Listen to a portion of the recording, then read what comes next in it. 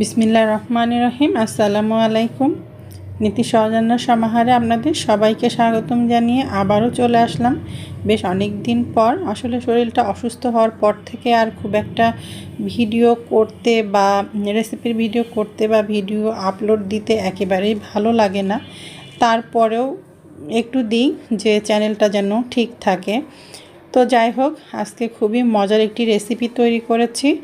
সেটি হলো মূলার শাক ভাজি রেসিপি। এই শীতের সময় কিন্তু চারিদিকে প্রচুর পরিমাণে মূলার শাকটা পাওয়া যাচ্ছে, আর এই শাকটা ভাজি কিন্তু খেতে খুবই ভালো লাগে। গরম ভাতের সাথে কিন্তু শুধুমাত্র এই মূলার শাক ভাজিটা হলেই আর অন্য কোনো কিছুই লাগে না। তো চলুন দেখে নিই কীভাবে এই রেসিপিটি তৈরি করছি। তো এখানে আমি 2 আঁটি পরিমাণ মূলার শাকটা নিয়ে নিয়েছি, আর শাকগুলো খুবই কুচি কুচি করে কেটে নিয়েছি। আর ছোট ছোট যে মূলাগুলো ছিল শাকের সাথে, সেগুলো আমি একেবারে পাতলা করে কুচি কুচি করে কেটে নিয়েছি। আর এখানে আমি 2টি মাঝারি সাইজের আলু নিয়েছি, একেবারে ছোট ছোট টুকরো করে কেটে নিয়েছি। অবশ্যই আপনারা আলু ব্যবহার করলে ছোট টুকরো করেই কেটে নেবেন। আর আমি এই শাকের সাথে আলুটা ব্যবহার করেছি, তবে আপনারা যদি আলু না দিতে চান তাহলে বাদ দিতে পারেন। কিন্তু এই মূলার শাকের সাথে যদি সামান্য একটু আলু দেওয়া যায়, খেতে কিন্তু ভীষণ ভালো লাগে। আর এই মূলার শাকটা কিন্তু সামান্য একটু তেতো তেতো ভাব লাগে, আর একটু শক্ত শক্ত হয় এই শাকগুলো। তো যদি আপনারা এর মধ্যে সামান্য একটু আলু দেন তাহলে কিন্তু শাকটা একটু নরমভাবে ভাজা হবে, আর স্বাদটাও কিন্তু একটু বেশি বেড়ে যাবে। তবে আবারও বলছি, কারোর যদি আলুতে অসুবিধা থাকে তাহলে বাদ দিতে পারেন। আর এর মধ্যে আমি 1/3 কাপ পরিমাণ পানি দিয়ে দিলাম, আর কুচি করে কেটে নেওয়া আলুগুলোও দিয়ে দিলাম। শাক এবং আলু অবশ্যই একেবারে কুচি কুচি করে কেটে নিতে হবে, এতে করে কিন্তু দেখতেও ভালো লাগবে, খেতেও ভালো লাগবে।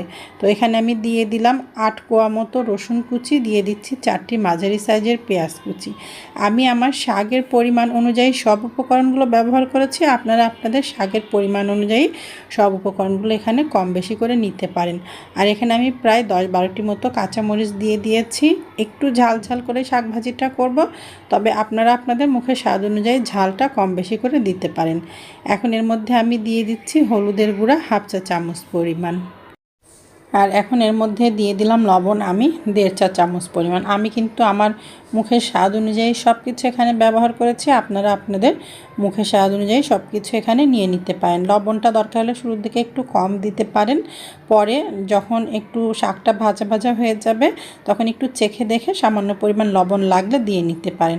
এখন সব কিছু একসাথে মিশিয়ে নিয়ে ঢাকনা দিয়ে ঢেকে শাক আর আলু একেবারে সেদ্ধ হওয়া পর্যন্ত আমি হতে দিচ্ছি।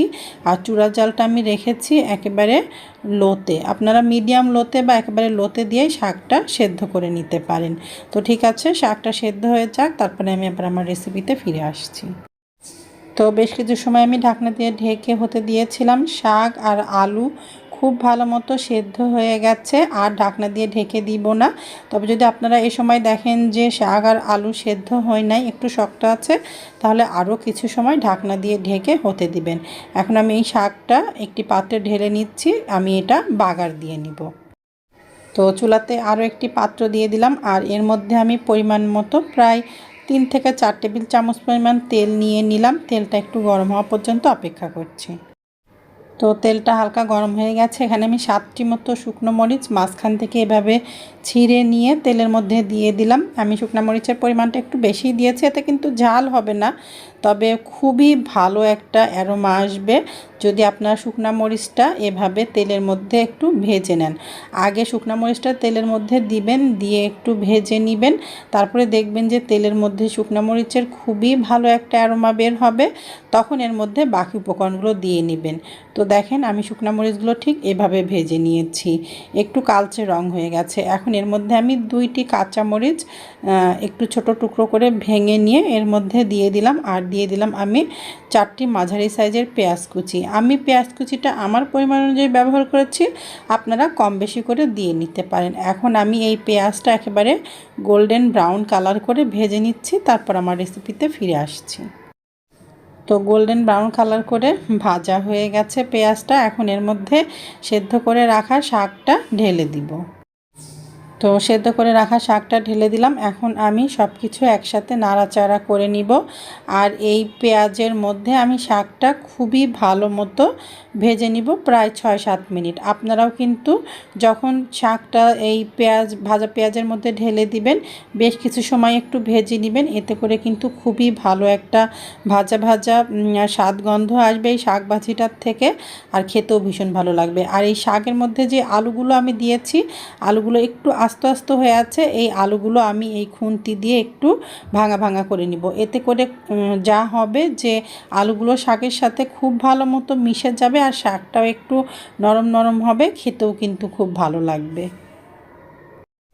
তো ঠিক এইভাবে আলুগুলো খুন্তি দিয়ে একটু ভাঙা ভাঙা করে নিতে হবে। তো আমি একটু আলুগুলো ভাঙা ভাঙা করে নিচ্ছি। আর শাক ভাজিটা করার সময় শাকটা এভাবে একটু ছড়িয়ে রেখে দিবেন। যখন তলার দিকটা একটু হালকা বাদামি রং হয়ে আসবে, তখন আবার নাড়াচাড়া করে উল্টে পাল্টিয়ে দিবেন। এভাবেই কিন্তু শাক ভাজিটা করলে আবার খেতে বেশি ভালো লাগবে। তো আমি শাকটা 6-7 মিনিট ভেজে নিচ্ছি, তারপর আমার রেসিপিতে ফিরে আসছি। তো বেশ কিছু সময় হয়ে গেছে, প্রায় 6-7 মিনিট মতো শাকটা ভেজে নেওয়া হয়ে গেছে। এখন একটু নাড়াচাড়া করে দিচ্ছি আর চুলাটা বন্ধ করে আপনাদেরকে পরিবেশন করে দেখাচ্ছি। এখন কিন্তু চারিদিকে প্রচুর পরিমাণে মূলার শাকটা পাওয়া যাচ্ছে। আপনারা কিন্তু এই মূলার শাকটা কিনে নিয়ে এসে বাড়িতে আমার এই রেসিপিতে একবার হলেও ভেজে খেয়ে দেখতে পারেন। ইনশাল্লাহ নিরাশ হবেন না। এই রকম একটি শাক ভাজি থাকলে কিন্তু গরম ভাতের সাথে আর কোনো কিছুই লাগবে না, খেতে তো অসম্ভব মজার। একবার বাড়িতে তৈরি করে খেয়ে দেখলেই বুঝতে পারবেন। তো সবসময় মতো আমার আজকের রেসিপিটিও যদি আপনাদের কাছে ভালো লাগে, তাহলে লাইক কমেন্ট শেয়ার করতে ভুলবেন না। আর যদি আমার রেসিপিটা আপনাদের কাছে একটু বেশি ভালো লাগে, তাহলে আপনারা আপনাদের ফ্রেন্ডস অ্যান্ড ফ্যামিলির সাথে শেয়ার করে দিতে পারেন। তো আজকের মতো আমি এখানেই রাখছি। আসসালামু আলাইকুম, আল্লাহ হাফেজ।